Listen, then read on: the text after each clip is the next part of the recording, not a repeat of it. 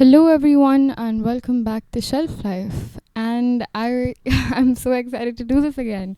It was 2 weeks, right? We spent 2 weeks apart, and you still got content to watch, which was great. And I released my first. It's not my first poem on the internet, but through my channel, it's like I released my first spoken word poem, and it's titled under the poetry project, which is another thing that we're like gonna start with on this channel. And the comments were really good. I mean, I really appreciated all the feedback that I got, and I read through all of it. Some of y'all who texted me personally saying they really liked it.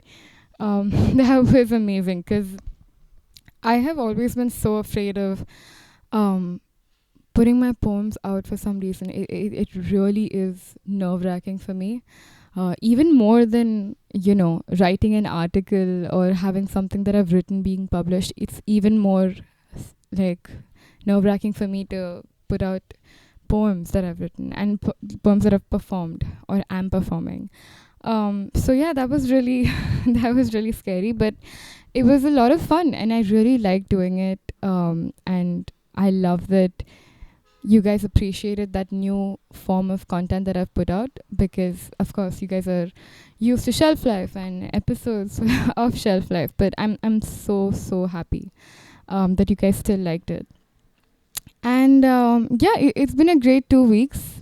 I mean, I know that I took a week off from filming because I was just really tired and stressed out.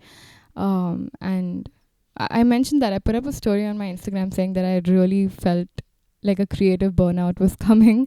So I took a break. I took a week off and I just relaxed. I read a lot more. I spent that time reading. I caught up on some Netflix. And yeah, I had a chill weekend. I had fun, and I feel like we all deserve that. All of us, regardless of whether we're artists or not, we deserve that time off. We deserve to take breaks, and taking breaks is not a bad thing.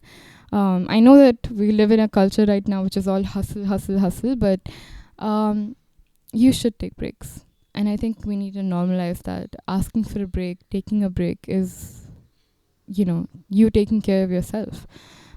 It's you prioritizing your mental health, your stability, even your creativity.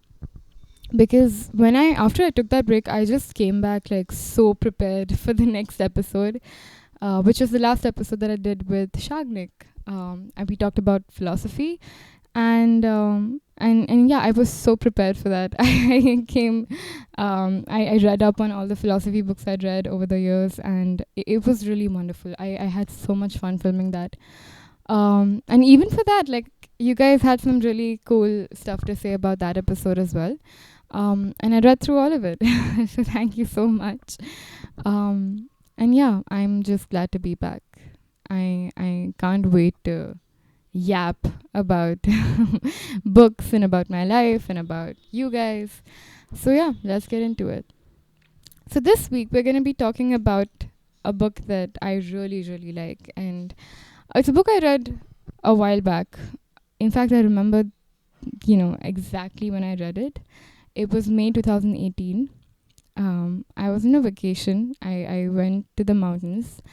And I think, yeah, I was in McLeodganj, just, strolling through um, these narrow lanes that they have and just admiring everything around me. And but yeah, I went to McLeodganj, and it was a lovely evening, very cold. It had been raining all day. Just strolling through the town. And there were a lot of, food joints, a lot of cafes, a lot of shopping stalls and stuff. But there was this one little shop at the end of the road. It's really at the end of the road. You probably can miss it. I would have missed it. But yeah, it was at the end of the road, and there was it was this. I think it was the size of like my bathroom. It was this small, of any bathroom, and I went in, and it was just books everywhere, you know, all around, just books stacked up together in a pretty, unkept manner, but that's what made it special. Yeah, I spent a good amount of time there, and I just I that's when I picked up Rohinton Mistry's A Fine Balance, which is the book that we're going to be talking about today. And yeah, and traveling with books has been sort of a thing with me. I love reading when I'm traveling. I don't think I travel anymore without books. I mean, I don't travel anymore anyway. But yeah, I don't travel without books. And I know that that annoys people to no extent. It's very frustrating. It can mess up, the whole order of things. Like, I won't have enough clothes to take because of the books that I'm taking, or the books that I'm bringing back from a place. But that was the first time that I actually brought back a book from the place that I was visiting. I usually never bring back books, um, but that was the first time I had to bring it back. It was insanely expensive, but I bought it, and I bought it back, and I read it on the flight. I read it everywhere, and it's right here. And I actually have, like, inside it, the book, the plane ticket is actually, I've used it as a bookmark from the flight that I took while coming back, and I read it on the plane, and it was just the most beautiful book I'd read. And yeah, I keep all these little souvenirs from the places I visited. And after I bought that book, I think everywhere that I've traveled, I've always gotten some book back. And it's a memory that I like to keep, you know. I like to remember places by the books I read while I was visiting those places. I like to remember books by, the time frame when I read it, and where I was in my life, physically or not. That's what I love to do, and I usually write it down somewhere so that I don't forget that I read this book in this year when I was visiting this place, and this is how I felt. I usually write it down. I have a book where I've written all of those things, but it's starting to, that habit is not really caught on very well, but that's what I love to do, and I've done it for a while. So and the point of all of this is that it started with this book, and today I want to let you in to why I feel like you really need to read this book. Now, let me give you a little backstory about the book, okay? A Fine Balance by Rohinton Mistry. Rohinton Mistry is a genius in himself. We've talked about him before. He writes tragedies like no other. And this book in itself, this is not a huge spoiler that I'm giving you, but it is intensely tragic. There is no happy ending. And there is one tragedy after another. People are just sad all the time. And in that sadness, they find happiness sometimes.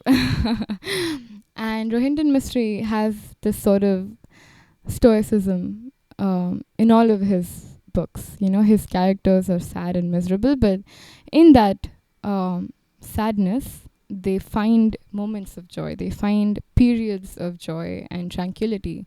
And what Rohinton Mistry tries to tell us with every book that he's published is that is what life is. Life is sad and miserable and really, really difficult and hard. But there are moments of joy. And it is up to us to prioritize and to figure out if those moments that we get where we're truly, truly happy and at peace with ourselves, if they're worth all the pain that precedes and succeeds it. And that's something that you keep coming back to when you're reading his books. How do you judge the characters? Do you judge the characters? And where do you go with that judgment?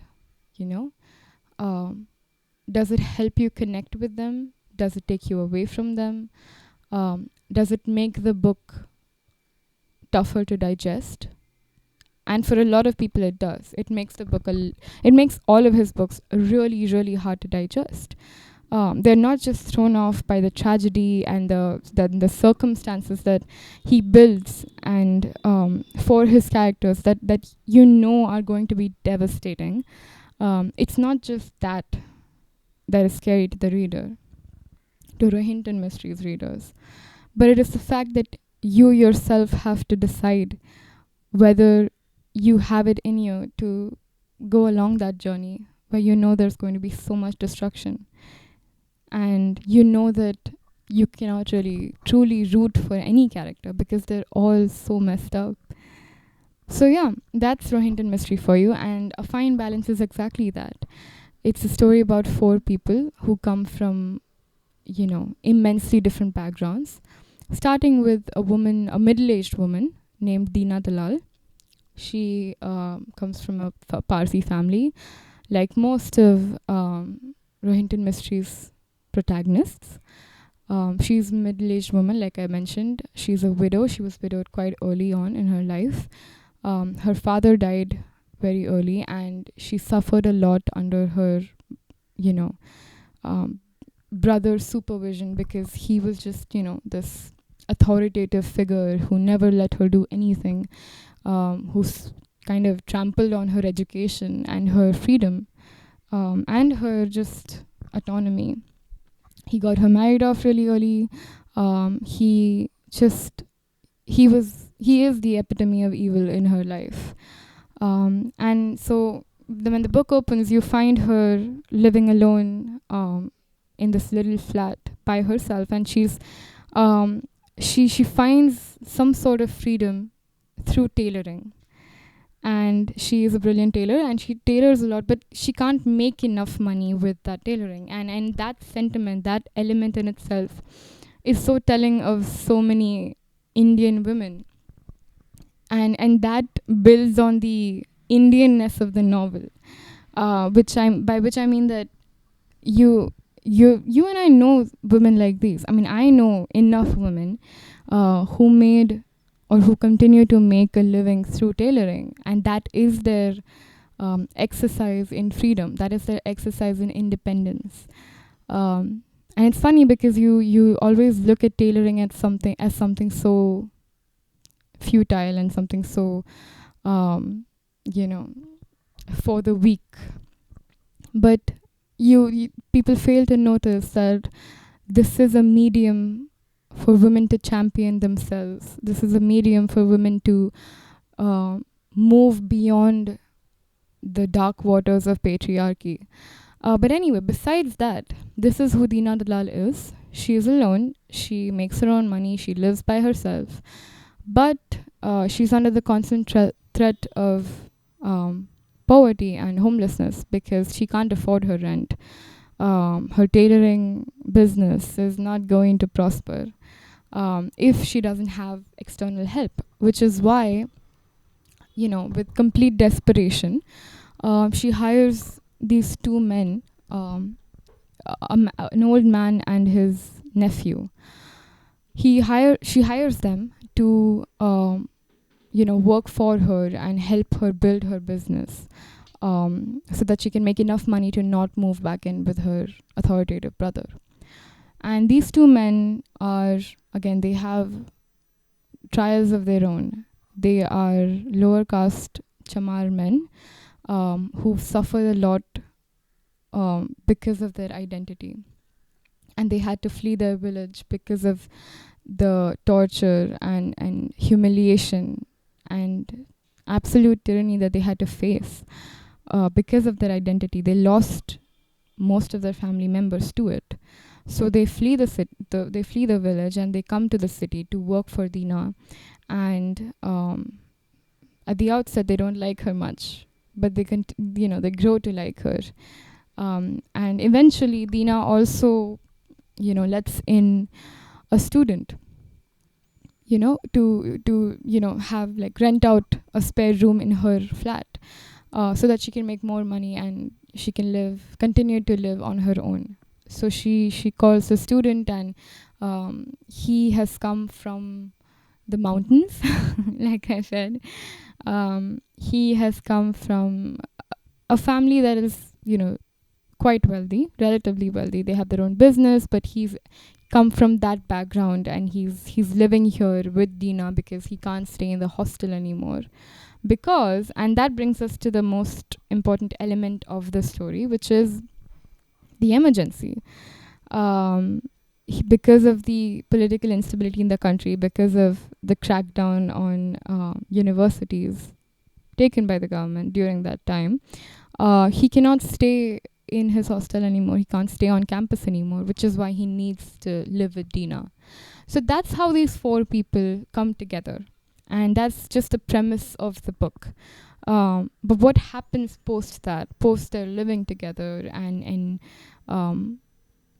forming sort of a virtual family, what happens post that, and how they struggle with their lives and their selves.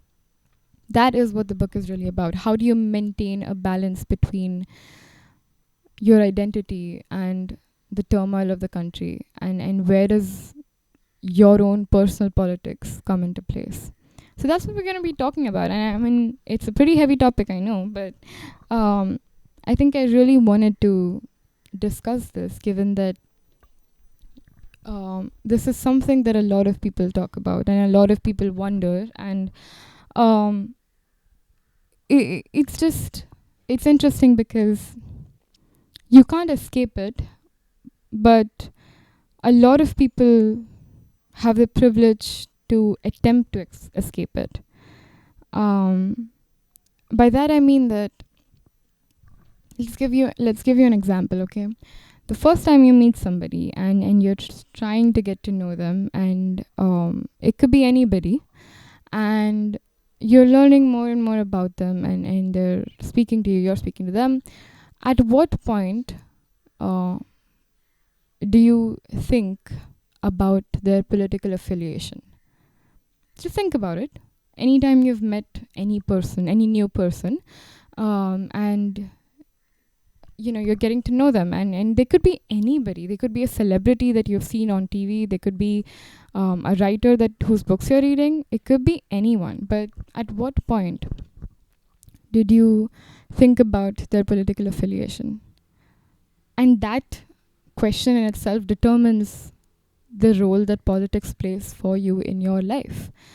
It is the kind of barometer for how much politics can and cannot matter to you, and what you deal with it. Because that's the thing, I don't want to say that it's a barometer of how much politics matter to you, because politics should matter to you. You can't live in a society without politics. It's the inherent nature of a society to have some sort of organization that people either whose orders people either accept or not. But so you can't escape it.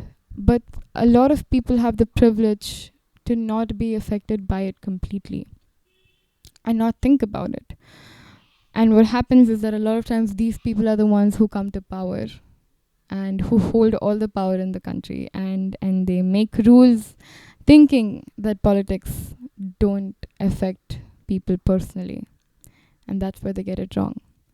So the emergency that happened, and that's talked about extensively in the book, deals with that prime element. The book, in fact, deals with that important element, which is who can afford to be apolitical.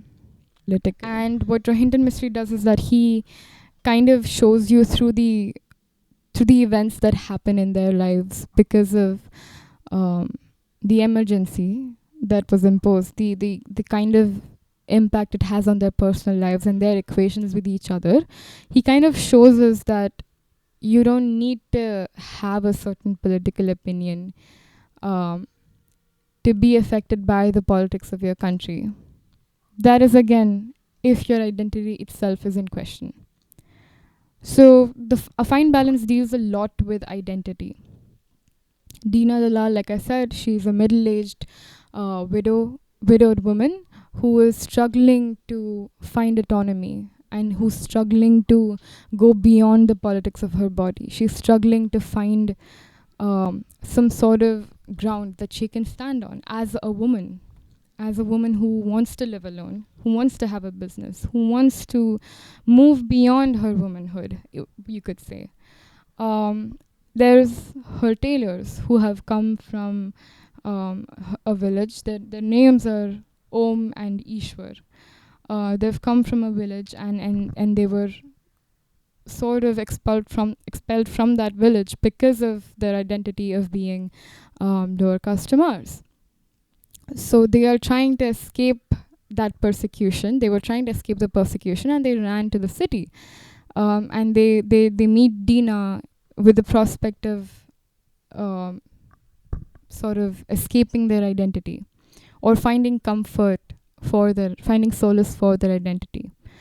Then there's of course Manik, who is the student who comes in to live with Dina, who you could say is not typically he's not a minority in that sense, but he is sort of the spectator in this whole story, wherein he can see the kind of impact that the politics in any kind of region has on the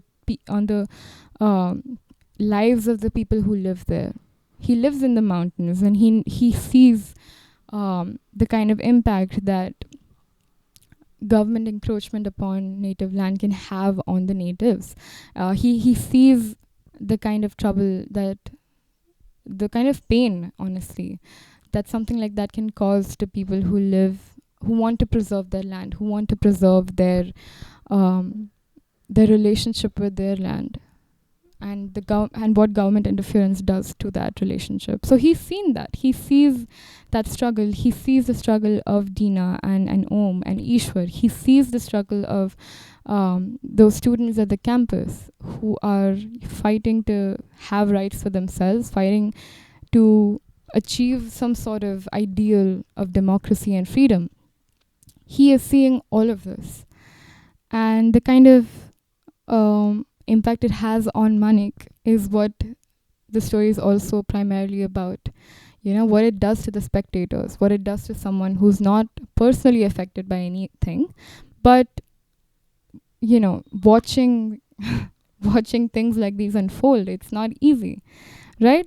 So that is something that keeps coming back into um, into the forefront, right? And again, coming back to this point of how identity and how government invention can, what it does to the individual, there's also this overarching theme of change and what change does to people.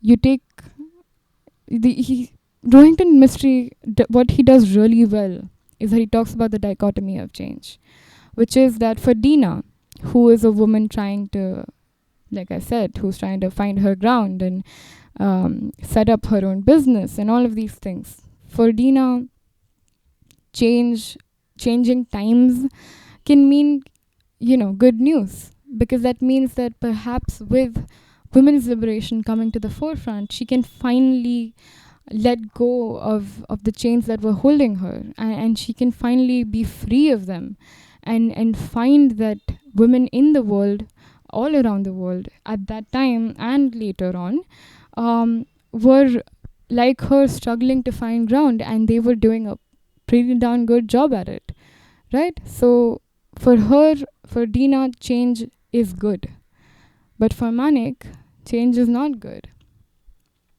Manik has seen what changing times and more government intervention does to sacred lands and to beautiful landscapes that he called his home. He sees that. He sees his land. He sees his mountains being encroached upon by the government. So for him, change is not good. But that's what Rohinton Mistry is trying to talk about. Like, how do you navigate the dichotomy of change while keeping in mind your personal politics? How do you what do you support? Who do you support? Why do you support it? And how much of that is influenced by who you are? Think about it. Think about your own selves, think about your own political opinions, your affiliations. Think about every sort of news item that you consume and the kind of reaction that you have to those news items. And how much of that is influenced by who you are, and are you able to keep any kind of biases aside? And should you keep biases aside? It's really, it's wonderful because there's this song by NWA, which is an African American, which is an African American hip hop group, and they had a very famous song during. I think it was released in the 90s, if I'm not wrong. They had a very, very famous song called F the Police. Okay. And it gained momentum again during the George Floyd protests in US in June. And it was being played at a lot of these protest sites, and there's a lot of video compilations with this song playing in the background on the internet. And I have personally always, I really love that song. I've really held it to heart because there's a line in that song that it gets to me every time I hear it, okay? And it's very simple, and it goes, they put out my picture with silence.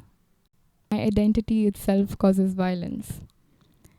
And I think about that line a lot. And I think it comes back to this book and these 4 characters who, throughout the book, they find such comfort and solace and love in its purest, unadulterated, just purest form with each other, And these are 4 people who, under any other circumstances, would never even have met, who would have never crossed paths, but it really felt like fate had designed for them to cross paths with each other, because inherently they were really, really lonely people. They had been pushed to the fringes because of who they were. They had been humiliated, they had been rejected, they had been hurt and demeaned because of their names, their bodies, their souls, and even things that they had no control over. These 4 people had seen and felt and heard and remembered pain. They had memorized it. And when they found their way to each other, when they all came together, there was a sense of comfort. There was a sense of healing. When you're a part of a community, and that community could just mean you hanging on the road with your friends or going to a cafe with your friends. It could be being on video call with your buddies from school. It could be anything.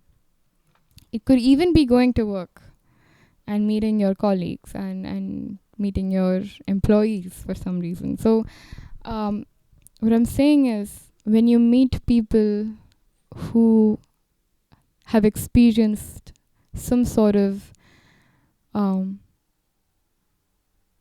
feeling that you have experienced, when they have been through what you have been through, there is an immediate sense of healing that comes with that bond, right? It can change lives. I mean, churches change lives, going to temples change lives, having some sort of community for your own healing, having a support group, for instance, going to AA. Oh my God, that's like the biggest example for this. AA, Alcoholics Anonymous, or any other addiction support groups that exist.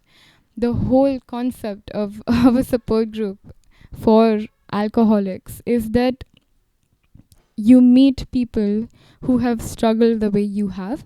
you form a bond with them regardless of where you come from and your gender or your race, your ethnicity, regardless of all of that, keeping all of that aside at the door, you enter that room and you bond with them, you heal with them solely on the basis of the fact that you have experienced the same kind of hurt.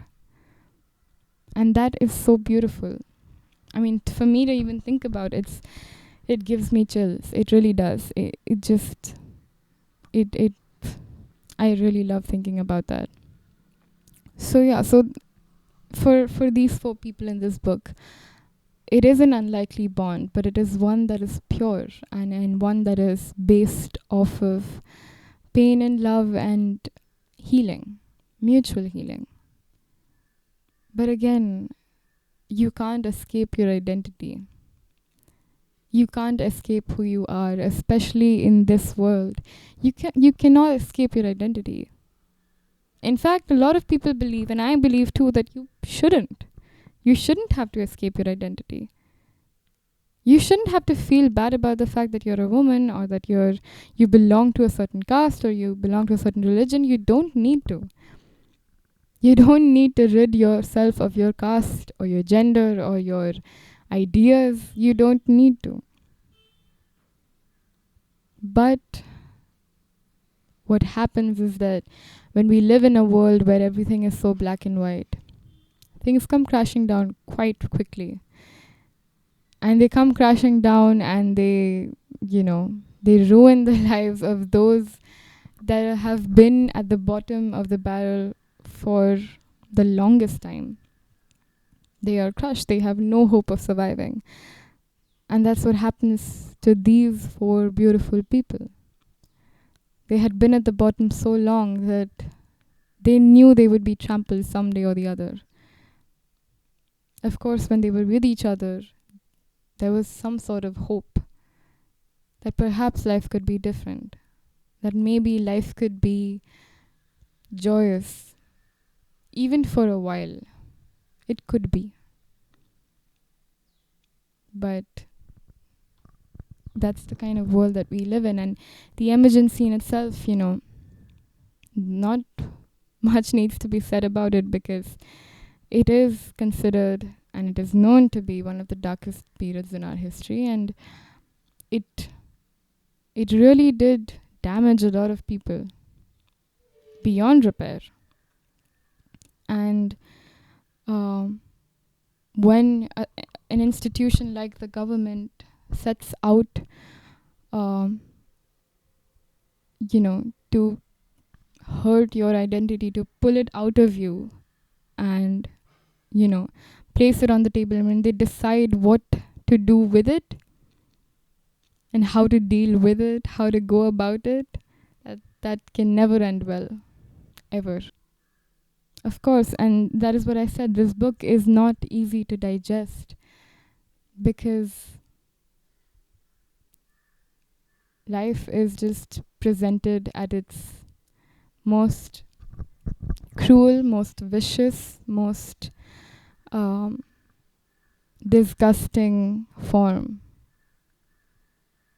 And there's no escaping it. It just, that's why I feel like you need to read this book, because you need to see the world. You need to examine yourselves. You need to examine your identity. And it is important that you read it.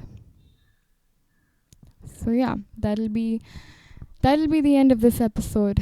And I know we've talked about some really heavy stuff today, but I feel like, we need to talk about it once in a while, right? We discuss a lot of happy books too, but yeah, it's a beautiful book that if you miss, you would be at fault.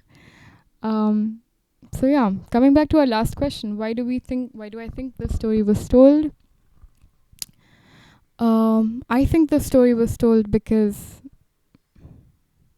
we take for granted the fact that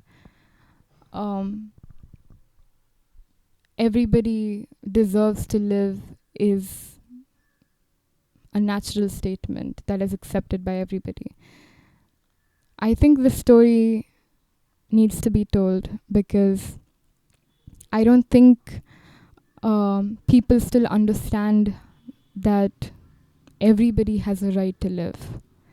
Everybody has a right to survive. Everybody has a right to choose what happens to themselves. I think that is what it is. I think we forget from time to time that people have a right to choose what happens to their own selves, to their own lives. Who deserves to live? Who deserves to love? Who deserves to survive? And do we really get to choose what happens to us? Or is it all is it all just a game of fate, destiny, or the government, or the political masters who are sitting up there and just decide about things so massive? You know, who decides what happens to us? Do we have any say? Who really are we? So yeah, that's what I started to think about, and I think it's something that most of us need to think about. And I will link, along with this book, I will link the article that I'm talking about today, that I've talked about, and I will link some interesting articles that I've read about the emergency and about the period, because I didn't know much about it. I didn't know anything about it, in fact, when I read the book. So that's pretty sad. And I will link all of those articles in the description. So I'm going to urge you again to go through the description because a lot of informative stuff is there as well. So yeah, I'm happy that we did this episode. I'm glad. I hope you had fun. And I always love filming. I always love talking to you all and love hearing what you have to say. So keep doing that, and I will see you next time. Thank you so much for tuning in. Now